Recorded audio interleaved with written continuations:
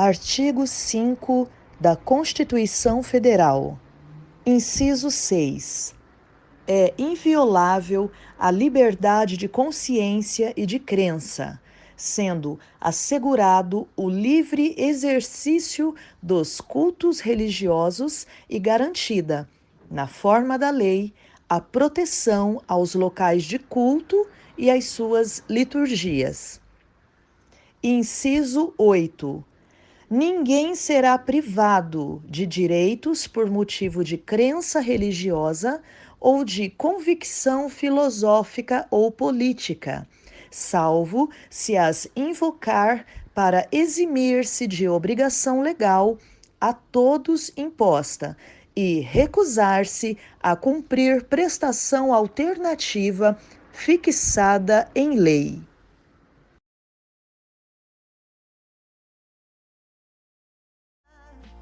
Olá, boa tarde, querido ouvinte da Rádio Resgate. Agora são exatamente 14 horas pelo horário de Brasília. Está começando mais um programa Verdade Verdadeira com a pastora Eli Aranda e o pastor Márcio Aranda. Sejam muito bem-vindos, pastores. A paz. E aí, Cleiton? E aí, pessoal da Rádio Resgate, Esquadrão da Vida. Estamos aqui, né? E você que está aí nos ouvindo, né, nesse feriado aí, esse feriado que é uma novidade aí, né, esse ano, né, mas vamos viver ele aí com a graça de Deus, né, e pedir que você abra o seu coração para receber a palavra de Deus, refletir, tá? Agora, no início nós vamos estar ouvindo mais uma mensagem do evangelista pensador, tá? Uma mensagem que fala sobre a mente de Deus sobre a santidade, tá?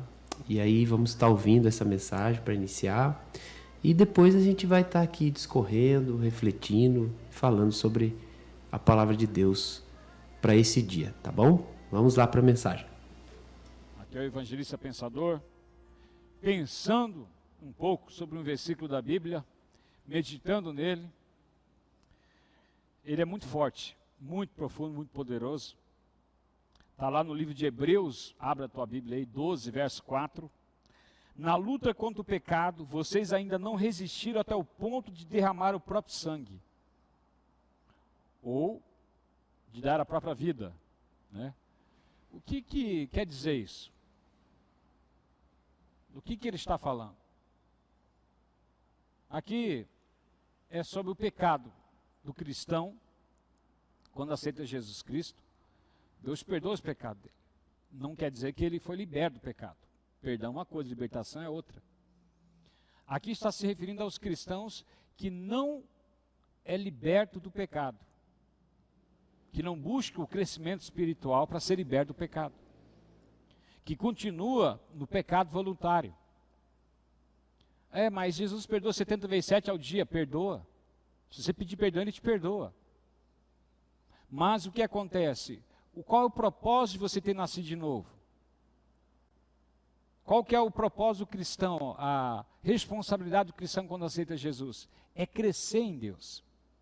E o crescimento se dá como? Através da libertação das amarras do pecado na vida dele. E como isso acontece? Através da comunhão com Deus.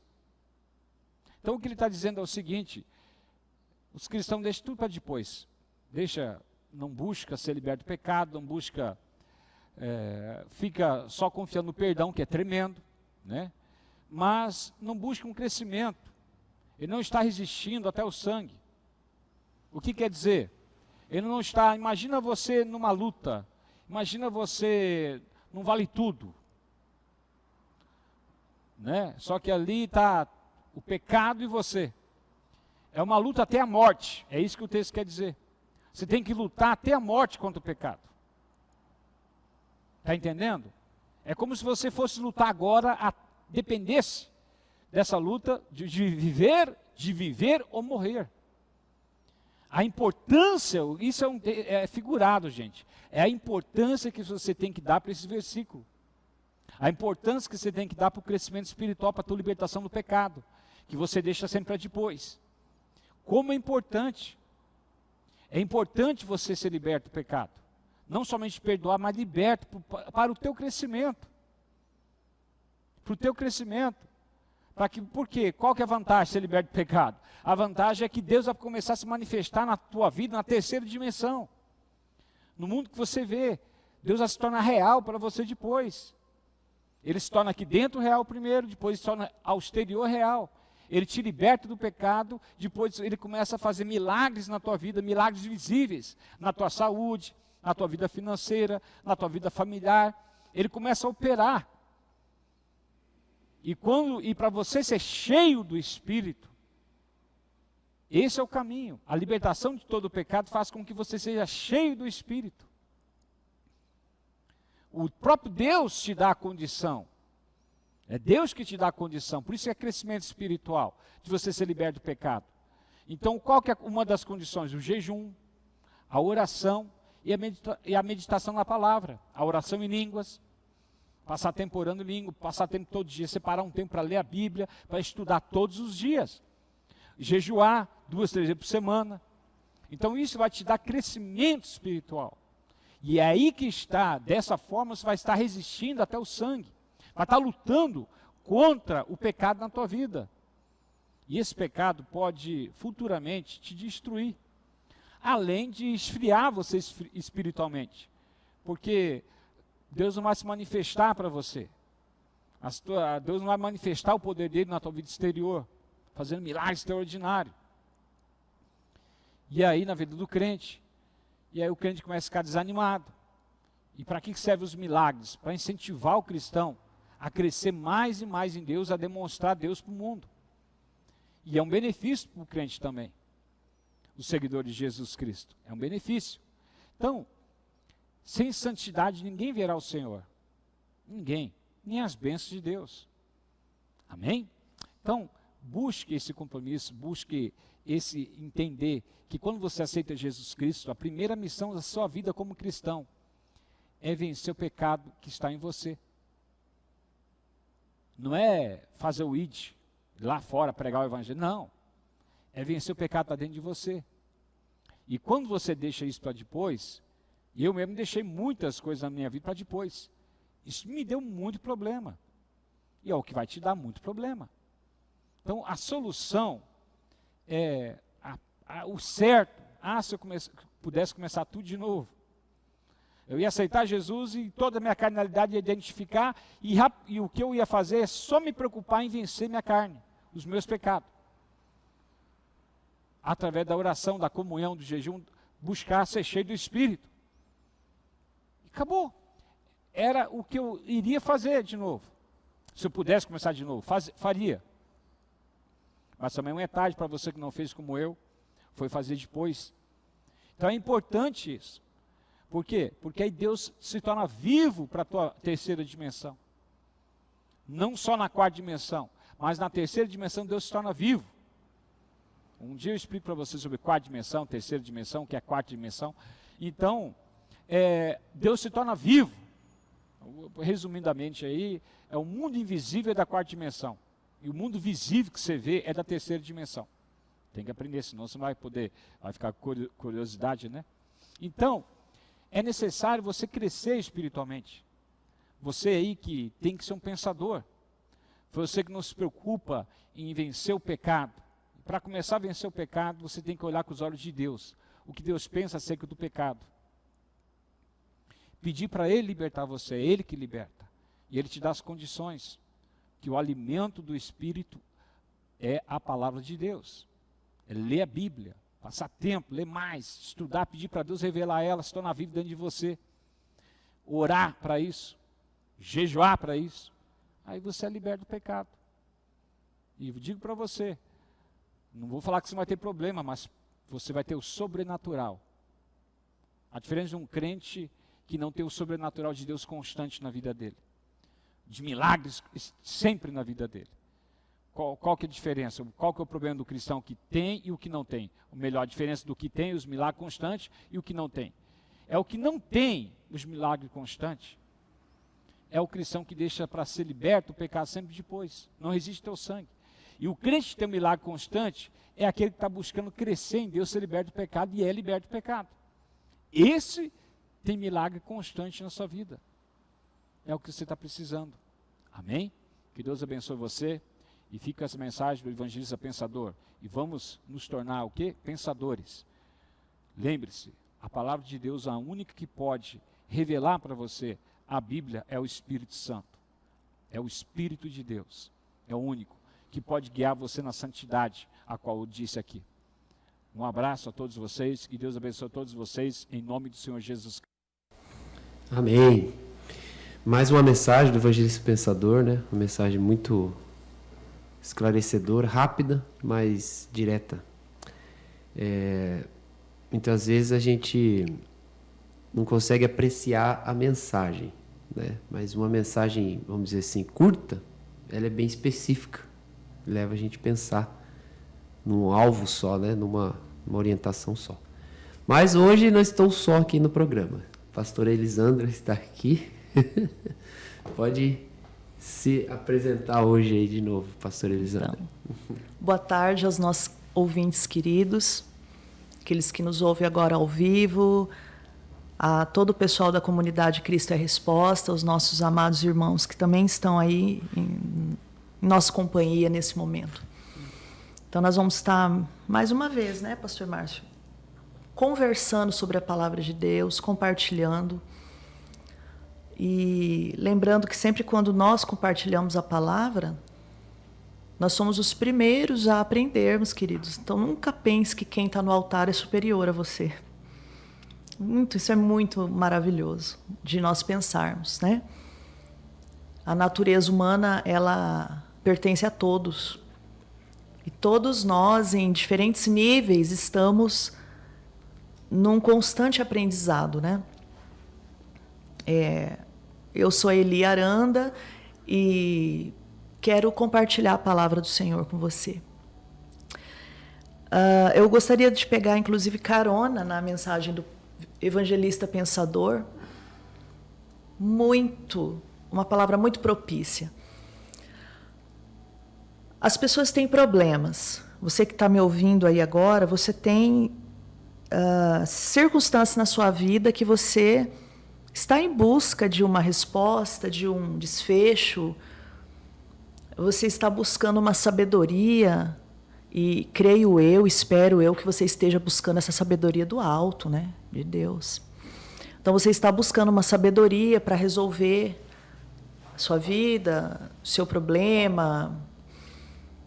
Mas vamos então pensar, vamos pegar uma carona aqui com o evangelista pensador. De onde vêm os nossos problemas? Bem, Tiago já diria assim que os nossos problemas, as guerras que ocorrem dentro de nós, na verdade, que ocorrem em nossa vida, elas partem de dentro de nós. A Bíblia diz isso. O livro de Tiago diz isso. Então, as guerras, as brigas, as loucuras do ser humano, elas nascem dentro da pessoa. Então, quando o evangelista pensador fala sobre nós vencermos a nós mesmos, vencermos o pecado pelo poder da palavra, pela unção de Deus, pelo poder de Deus, é daí que vem os nossos problemas, daquilo que está dentro de nós, né? Cada um é tentado pela própria cobiça que está dentro da pessoa. Ninguém é tentado se aquela cobiça já não está lá, né? Se aquela cobiça não está lá dentro da pessoa. Então, muitas coisas que acontecem na nossa vida são resultado daquilo que já está dentro de mim. A minha falsa crença em Deus, a forma que eu penso acerca de Deus, do mundo, das pessoas. Às vezes eu penso mal das pessoas, né? Eu sou uma pessoa que penso... Sempre eu escolho pensar mal primeiro. Não escolho pensar o lado bom, não escolho pensar acreditando naquela pessoa, tendo compaixão, ou misericórdia, ou amor, ou perdoando, enfim. Então aquilo já está dentro de mim. Só que isso mais cedo ou mais tarde vai começar a nos atrapalhar, né? Mais cedo ou mais tarde, isso que está dentro de nós, ele vai se exteriorizar. Por isso que quando ele diz que a nossa busca primária deveria ser em sermos transformados. Porque o que acontece hoje? O apóstolo Paulo já diria isso, que quem é neófito na fé, quem está começando aí na vida de fé, não deveria receber nenhum tipo de incumbência a serviço do reino de Deus, porque essa pessoa não entende ainda muita coisa. Porque precisa haver uma transformação, né? Não é que quem está mais tempo já está liberto completamente e perfeito. Não, não é isso.